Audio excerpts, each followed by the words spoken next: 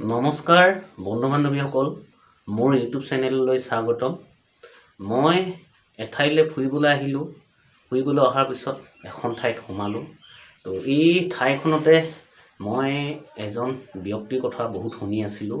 সেই ব্যক্তিজনকে মই আপোনালোকৰ আগত মোৰ ইউটিউব চেনেলৰ যোগেদি আপোনালোকৰ আগত অকণমান দাঙি ধৰিবলৈ বিচাৰিছোঁ। তো আহি মই পালোহি। মই এই দাদাজনকে আপোনালোকৰ আগত মই প্ৰথমতে দেখুৱাই ল'বলৈ চেষ্টা কৰিম। এয়া দেখিলে মই দাদাজনৰ ওচৰত পালোহি। মই আপোনালোকৰ আগত এখেতৰ পৰিচয় প্ৰথমতে ল'ম। নমস্কাৰ দাদা। নমস্কাৰ নমস্কাৰ। আচ্ছা, আপোনাৰ পৰিচয়টো দিয়কচোন। মোৰ নাম মানৱজ্যোতি বুঢ়াগোহাঁই। হয়। মোৰ ল'ৰা দুজন আছিলে, এজন এক্সিডেণ্টত মৃত্যু হ'ল বাইকত।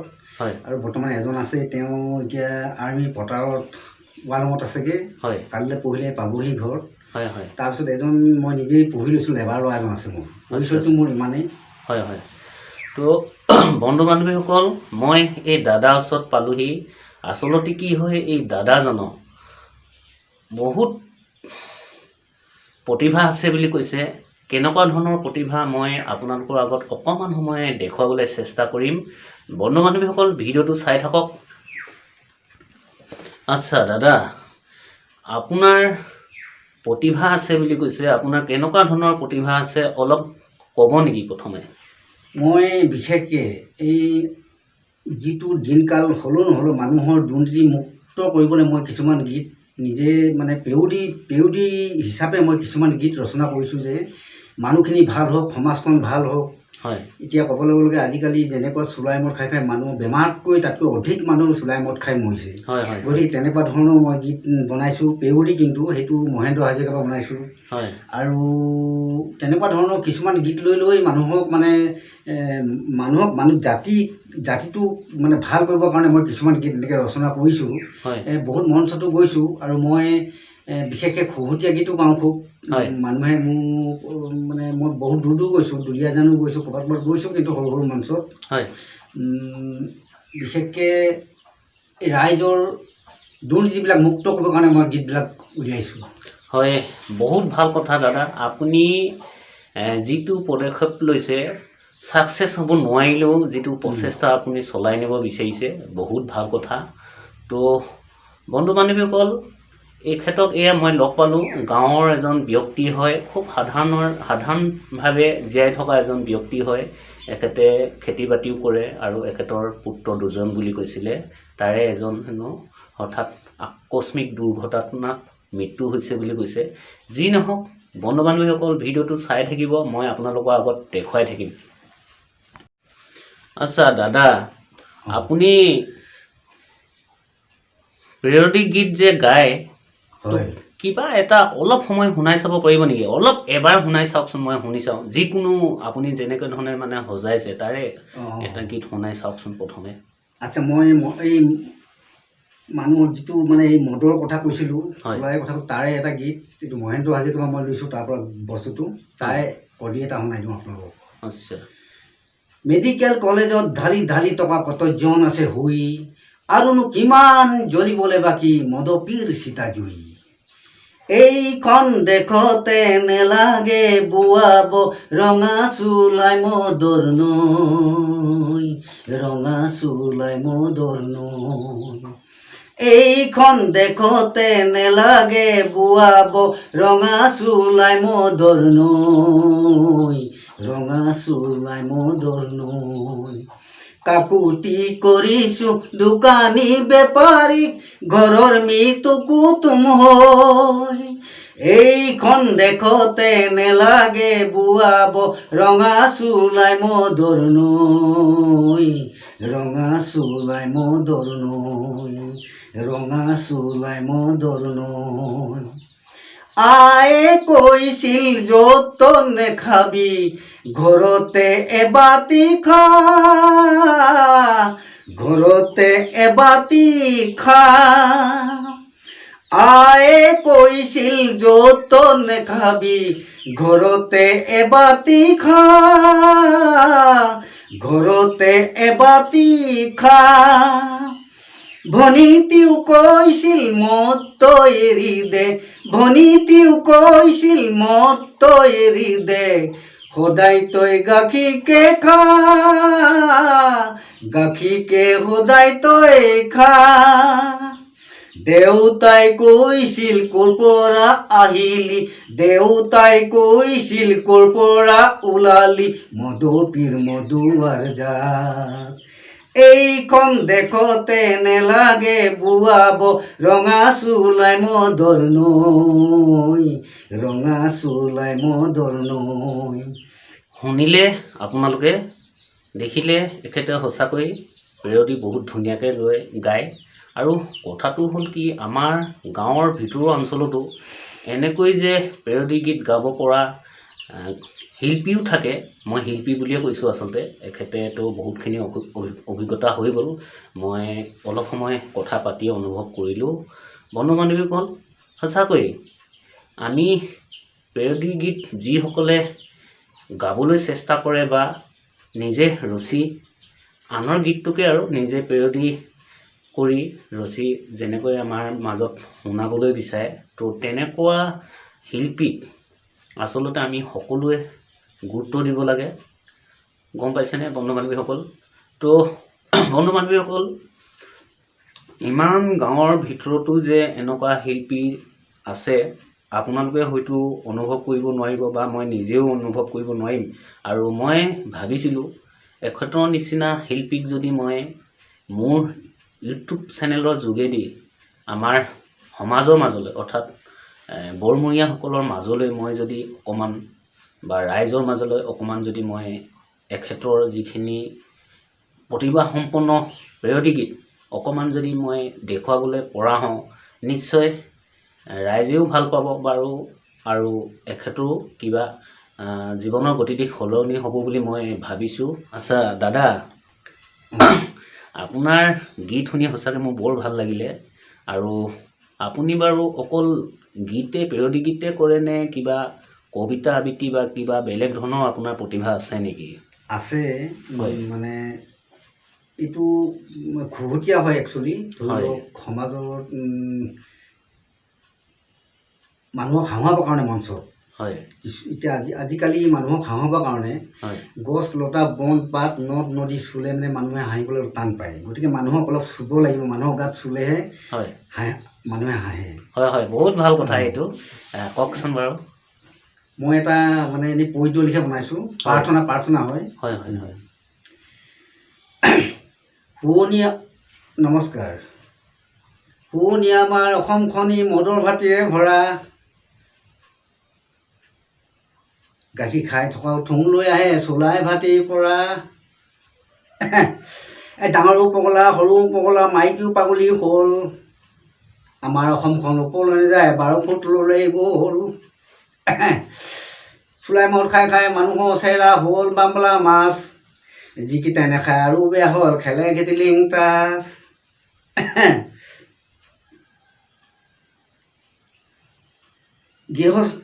ঘৈণীয়ে থাকোঁতে ঘৰৰে গৃহস্থই যাকে গৃহস্থ থাকোঁতে ঘৰৰে ঘৈণীয়ে যাকে তাকে ধেমালি কৰে, সেই ধেমালিতে মৰম ফুল ফুলিব ঠাই দিন এদিন গিলে। ঘৈণীয়ে থাকোঁতে ঘৰৰে গৃহস্থই ৰাতিয়ে ৰাতিটো চৰে, পুহমহীয়া যাব লেপ কাপোৰি থৈ পুখুৰী জোবা খাই ফুৰে। এয়া শুনিলে, এখেতে কবিতা আবৃত্তি কৰিলে আৰু এখেতে কবিতাসমূহ নিজে স্বৰচিত হয়, এখেতৰ নিজৰ স্বৰচিত কৰি মানে কবিতা আবৃত্তি কৰে, আপোনালোকে শুনিলে। তো সঁচাকৈ আমাৰ সমাজৰ মাজত যিখিনি সমস্যা জড়িত হৈ আছে, বিশেষকৈ আমাৰ শদিয়াত, বাকীবোৰৰ কথা নকওঁ, গোটেই অসমখনৰ কথা ক'বলৈ মই নাযাওঁ। আমাৰ শদিয়াত আচলতে কেনেকুৱা সমস্যা নাই, যিকোনো সমস্যা আছে আমাৰ শদিয়াত। তো সকলোৰে সমস্যা আছে, আপোনাৰ মোৰ বুলি নহয়, আমাৰ মানৱ জাতিটোৱে আচলতে শদিয়াত বেছিকৈ সমস্যাৰে জড়িত হৈ আছে। তো বন্ধু বান্ধৱীসকল, আচলতে কি হয়, আমাৰ শদিয়া মানুহখিনি সহজ সৰল, কোনোবাই কিবা এটা ক'লে আৱেগিক হৈ পৰে, আৱেগিক হোৱাৰ কাৰণে বহুত ক্ষেত্ৰত ঢোকা খাব লগা হয়। মানে তেনেকৈ আমাৰ শদিয়া ৰাইজে চলি আছে। আচলতে আমাৰ শদিয়া মানুহবোৰ আন্তৰিকতা বহুত বেছি। তো এই মানুহজনে যিখিনি কথা কৈছে এখেতৰ পৰা মই নিজেও অনুভৱ কৰিছোঁ সঁচাকৈ আমি দুৰ্বল এক প্ৰকাৰৰ ক'বলৈ গ'লে আমি নিজে স্থিৰ অৱস্থাত থাকিব নোৱাৰোঁ সদীয়া ৰাইজে যিকোনো কথা ক'লে আমি বিচাৰ নকৰাকৈ আমি কিছুমান কথা মানি লওঁ বন্ধু বান্ধৱীসকল ভিডিঅ'টো চাই থাকক মই এখেতৰ লগত আকৌ কথা পাতিম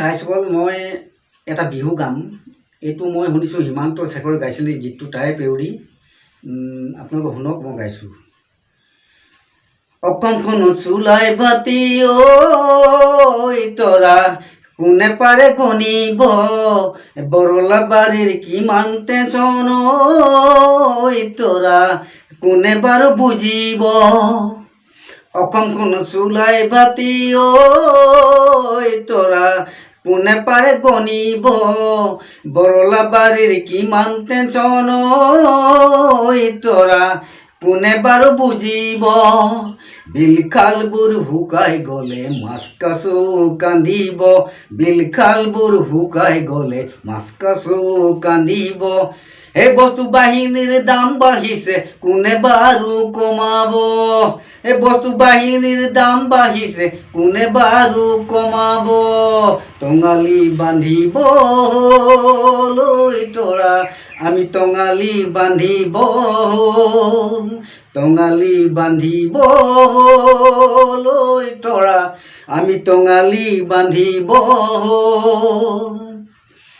ইলেকশ্যন মদৰ বটল তৰা লেমা লেমা যাচিব দুখীয়া নিচলা মানুহখিনি কৈ তৰা হাতে ভৰিয়ে ধৰিব ইলেকশ্যন মদৰ বটল তৰা লেমা লেমা যাচিব দুখীয়া নিচলা মানুহখিনি কৈ তৰা হাতে ভৰিয়ে ধৰিব সঁচাকৈ এখেতে বহুত ধুনীয়াকৈ পেৰডি গীত গাইছে আপোনালোকে শুনিলে তো ময়ো সঁচাকৈ আচৰিত হৈছোঁ আমাৰ শদিয়াৰে এখেত হয় গাঁৱৰ যুৱক কিন্তু বহুত মানুহে হয়তো এখেতৰ বিষয়ে নেজানিব আচলতে কিবা অনুষ্ঠান হ'লে এখেতে পৰিৱেশন কৰে কৰিলেও যিখিনি সময়ত পৰিৱেশন কৰে তেনেকৈয়ে মানে পৰিৱেশন কৰাৰ সময়তে এখেতক হয়তো যিসকলে দেখিছে তেওঁলোকে চিনি পাব এখেতৰ নামটো আচলতে এতিয়ালৈকে বহুত লোকে গম নোপোৱাকৈ আছে বন্ধু বান্ধৱীসকল মই আপোনালোকক কৈছোঁ আমি সকলোৱে আচলতে পেৰডি গীত যিসকলে গাবলৈ চেষ্টা কৰে তেওঁলোকক আমি সকলোৱে গুৰুত্ব দিব লাগে মই প্লাছ আমাৰ বৰমূৰীয়াসকলকো কওঁ অৰ্থাৎ চৰকাৰলৈ মোৰ অনুৰোধ যে এওঁলোকৰ নিচিনা শিল্পীসকলকো চৰকাৰৰ ফালৰ পৰা কিবা যদি সাহাৰ্য দিয়াৰ কিবা ব্যৱস্থা থাকে বা বুটলি ল'ব পৰা ব্যৱস্থা থাকে এওঁলোককো অলপ চকু দিয়ক আপোনালোকে তো এওঁলোকক যদি এনেকৈ ঘৰৰ ভিতৰত সোমাই বা সৰু সুৰা অনুষ্ঠানসমূহত গীত পৰিৱেশন কৰি এওঁলোকে তেনেকৈ ৰাইজক ফুঁহুতীয়া গীতেই হওক বা পেৰডি গীতেই হওক ৰাইজক এনেকৈ আনন্দ উপভোগ কৰায় গতিকে এওঁলোকৰ নিচিনা শিল্পীকো আমি সকলোৱে গুৰুত্ব দিব লাগে মোৰ অনুৰোধ আপোনালোকে যাতে এওঁলোককো অলপ চকু দিয়ে আচ্ছা বন্ধু বান্ধৱীসকল ভিডিঅ'টো চাই থাকক এখেতক মই আৰু কিনো এখেতৰ প্ৰতিভা আছে তাকে মই আকৌ সুধি চাম এখেতক আচ্ছা দাদা মইতো সঁচাকৈ আপোনাৰ গীত শুনি মোৰ বহুত ভাল লাগিছে আৰু আপোনাৰ এনেকুৱা ধৰণৰ পেৰডি গীত শুনিলে সকলোৱে হয়তো ভাল পাব মইতো পাইছোঁই বাৰু আৰু আচলতে সকলোৱে নোৱাৰেও আপোনাৰ যিখিনি প্ৰতিভা মোৰ খুব ভাল লাগিছে সকলো ৰাইজে ভাল পাব আচলতে আচ্ছা দাদা আপুনি মই এনে শুনিবলৈ পাইছোঁ এতিয়া যে আপুনি পেৰডি গীতসমূহ পৰিৱেশন কৰে বা অনুষ্ঠানসমূহত পৰিৱেশন কৰে আৰু মই শুনিবলৈ পাইছোঁ বেলেগৰ মুখত শুনিছোঁ এই যে আমাৰ আজিকালি সমস্যা জড়িত হোৱা কথাখিনিৰ মাজলৈ মই যাব বিচাৰিছোঁ যেনে এতিয়া কি হৈছে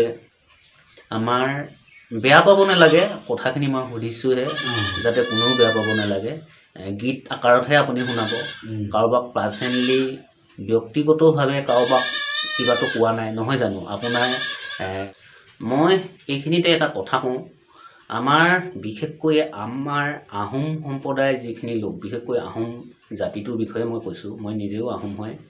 তো কথাটো হ'ল এখেতে মোক কৈছিলে যে টাই আহোম সাহিত্য সভা বা আমাৰ আহোম জাতিটোক লৈ যিখিনি মানে আলোচনা চলি থাকে, তো সেইখিনি সময়তে এখেতে আহোমৰ গীত নিজৰ প্ৰেয়দীহৰত পৰিৱেশন কৰিছিলে বুলি কৈছে। তো সেইটোক মই আপোনালোকৰ আগত শুনাবলৈ বিচাৰিম। এখেতে নিজে কথাখিনি মোক ক'ব, আপোনালোকে শুনিব। আচ্ছা দাদা, কওকচোন আপুনি আমাৰ আহোম ভাষাৰ কিবা গীত এটা গাব পাৰে বোলে। মই মানে এবাৰ এটা মঞ্চত, টাই আহোমৰ এটা মঞ্চত মই এটা গীত এটা গাইছিলোঁ। হয়। সেই গীতটো মানে আমাৰ অসমৰ হয় বা অসমৰ ছাত্ৰ সন্থাৰ টাই আহোম ছাত্ৰ সন্থাৰ সভাপতি সম্পাদক হয় ভদিয়াৰ হয় এইখিনি মোক কৈছে আপুনি এই গীতটো ক'ৰবাত প্ৰচাৰ কৰক। হয় হয় হয় হয় প্ৰচাৰ কৰিবলৈ কৈছে মানে, আৰু প্ৰচাৰ কৰাৰ পিছত আমি আপোনাক কেছেট বনোৱাও কথা কৈছে। আচ্ছা আচ্ছা আচ্ছা। গতিকে মই আজি ইয়াত প্ৰচাৰ কৰিছোঁ। আচ্ছা ঠিক আছে, আপুনি শুনাকচোন, শুনি চাওঁচোন। এইটো মহেন্দ্ৰ হাজৰিকাই হয়। হয় হয় হয়, ঠিকে আছে ঠিকে আছে, বহুত ভাল। বীৰে মেডাম মেফি কেৱল নহয় আহোমৰ, শুনা অসমীয়া জাতি, চপনীয়া মহে মানুহ খুচি মাৰিব, নাকত নলগান নাকি। মেডাম মেফি কেৱল নহয় আহোমৰ, শুনা অসমীয়া জাতি, চপনীয়া মহে মানুহ খুচি মাৰিব, নাকত নলগালে নাকি। বীৰেৰে গ্ৰহা আহোম জাতিটোক কোনে জুই জ্বলালে হাই, অচিনা শকুনি চলনাতে পৰি আজি জাতি ভাগি ছিগি যায়। বীৰেৰে গ্ৰহা আহোম জাতিটোক কোনে জুই জ্বলালে হাই, অচিনা শকুনি চলনাতে পৰি আজি জাতি ভাগি ছিগি যায়। ঐ অচিনা শকুনি চলনাতে পৰি আজি জাতি ভাগি ছিগি যায়। লাচিত বৰফুকনৰ বীৰৰ আদৰ্শ পুৰণি কাহিনী হ'ল, আহোম জাতিৰ বীৰৰ দিৱস কোনোৱেই নপতা হ'ল। লাচিত বৰফুকনৰ বীৰৰ আদৰ্শ পুৰণি কাহিনী হ'ল, আহোম জাতিৰ বীৰৰ দিৱস কোনোৱেই নপতা হ'ল। আজি আহোমে জাতিটোৰ কাৰণে ভাবিব আহৰি নাই। ঐ আগতে আহোমে জাতিৰ বিৰক্ত স্বদেশে ৰঞ্জনাই। ঐ আহোম আহোম বীৰৰ আহোম আজি দেখিবলৈ নাই। আগতে আহোমৰ জাতিৰ বিৰক্ত স্বদেশে ৰঞ্জনাই। সঁচাকৈ দাদা, আপোনাক লগ পাই মোৰ বহুত ভাল লাগিলে। আৰু মই আপোনাক কথা এটা সুধিব বিচাৰিছোঁ, এনেকৈ আপুনি ভাল ধৰণে পেৰডি গীতসমূহ আগবঢ়াই লৈ গৈ থাকক। মোৰ আশীৰ্বাদ, মানুহৰ আশীৰ্বাদ, আচলতে মই অকলে আশীৰ্বাদ কৰিছোঁ বুলি নহয়, আপোনাৰ যিখিনি প্ৰতিভা আছে, যিসকলে চাব বা শুনিব তেওঁলোকে সকলোৱে আপোনাক একেষাৰ কথাকে ক'ব। আচ্ছা দাদা, মই বৰ দীঘলীয়া নকৰোঁ, এইখিনি সময় মই আপোনাক লগ পালোঁ খেতি পথাৰত গৈ, আপুনি খেতিৰ পৰা যে আহি মোৰ ওচৰত অলপ সময় দিব পৰা হ'ল। মই আচলতে আপোনাক বৰ বেলেগকৈ কোৱা নাই, আচলতে কামৰ মাজৰ পৰা মোৰ ওচৰত আহি আপুনি সময়খিনি দিলে। গতিকে মই শেষত এটা কথাকে ক'ম, আপুনি শেষত কি শুনাব? শেষত কি গীত শুনাব আপুনি? মই এটা বিহুকে শুনাম। হয় হয়। মানে কথাটো এনেকুৱা হৈছে, মই গাঁৱতে দেখিছোঁ অংগনবাদী আছে, আশা কৰ্মী আছে, ৰান্ধনীবিলাক আছে। সেইটো অলপ 2 নম্বৰ কোৱালিফাই পাইছোঁ, মানে মই সেইকাৰণে এটি গীত বনাইছিলোঁ। এতিয়া কিন্তু গীতটো এই 2 নম্বৰটো আঁতৰ কৰিবৰ কাৰণে, 2 নম্বৰটো ভাল কৰিবৰ কাৰণে মই এই গীত বনাইছিলোঁ। শুনকচোন।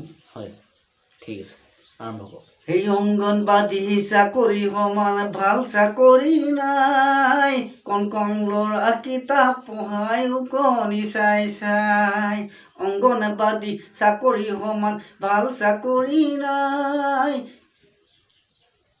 এই কণ কণ ল'ৰা কিতাপ পঢ়ায়ো কণী চাই চাই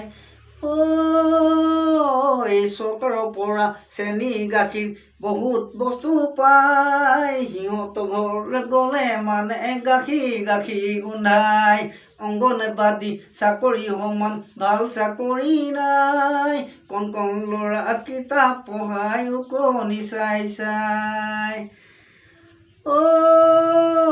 এই শদিয়াখনৰ আশা বাইদেউ একো বিচাৰ নাই কেঁচুৱা ল'ৰাৰ হেঙেনো সমান পেলিছেন বতাই এই মেডিকেলৰ পৰা আঁঠুৱা বেজি বহুত টেবলেট বন্ধু বান্ধৱী কল ভিডিঅ'টো চাব ভিডিঅ'টো চাই যদি ভাল লাগে লাইক কৰিব কমেণ্ট কৰিব শ্বেয়াৰ কৰিব আৰু ছাবস্ক্ৰাইব কৰিবলৈ নাপাহৰিব ধন্যবাদ।